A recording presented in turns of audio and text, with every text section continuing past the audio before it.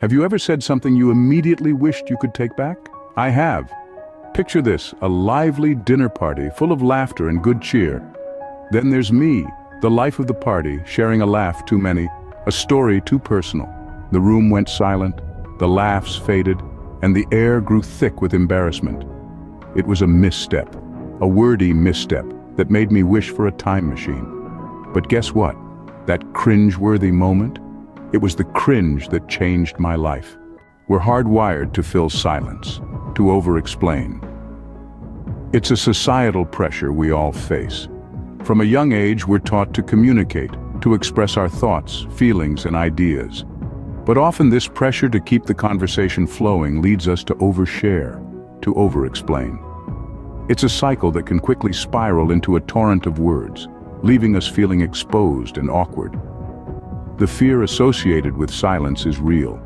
It's not just about the uncomfortable pause in a conversation, but the deeper fear of what that silence might imply.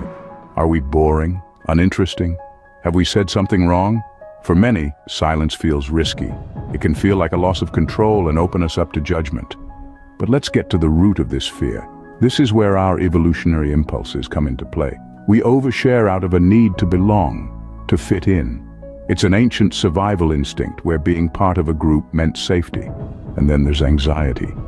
We overshare when we're anxious as a way to seek reassurance, to feel connected. But here's the thing, it's okay to be silent. It's okay to take a moment to think before we speak.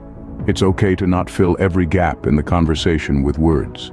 Fear of silence is a common struggle, but it's one we can overcome. There's power in silence, a power we can harness.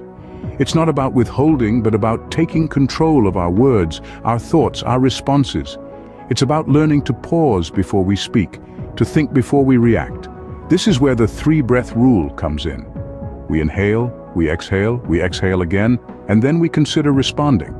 This pause, this moment of silence, gives us the chance to collect our thoughts, to choose our words wisely, to respond with intention rather than impulse. Now let's talk about deflections. These are not dodges or evasions, but strategic responses that protect our thoughts and feelings. For example, when faced with a triggering question, instead of blurting out a knee-jerk response, we can deflect with a thoughtful question of our own, redirecting the conversation in a way that feels more comfortable and controlled. These techniques aren't just theories, they're practical tools that can transform our interactions. Imagine a workplace where thoughtful silence replaces thoughtless chatter, where strategic pauses lead to more effective communication. Or picture a personal relationship where silence is not a void, but a space for deep listening, understanding, and connection. So let's challenge ourselves to embrace the power of silence. Let's learn to pause, to deflect, to listen, to understand. Because when we control our words, we control our world. Remember, silence isn't just golden, it's empowering. Silence has shaped history and cultures. Let's cast our minds back to Mahatma Gandhi, a man of few words, yet his silence spoke volumes. His peaceful protests, often marked by periods of silence, became a powerful tool in India's fight for independence. His silent strength influenced millions, captivating their hearts and minds. Now let's journey to Japan, a culture that deeply respects silence. In their everyday interactions, moments of quiet are seen not as awkward, but as a time of reflection and respect. It's a shared understanding that silence is a form of communication, not its absence. Psychologically speaking, silence creates a sense of mystery and intrigue. It's the allure of the unknown, the unspoken, that captivates our attention. When we embrace silence, we're not only giving ourselves a chance to think, but also creating an air of personal mystique that others find fascinating.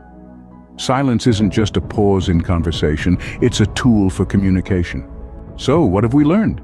We've discovered that silence is not just empty space, but a tool of power, granting us control in conversation.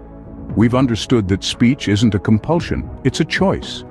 As the great philosopher Lao Tzu said, silence is a source of great strength. So why not take up the challenge? Practice the 3-breath rule before responding, and share your progress using the hashtag #verbalslip. Remember, silence is a statement just as powerful as words. Use it wisely.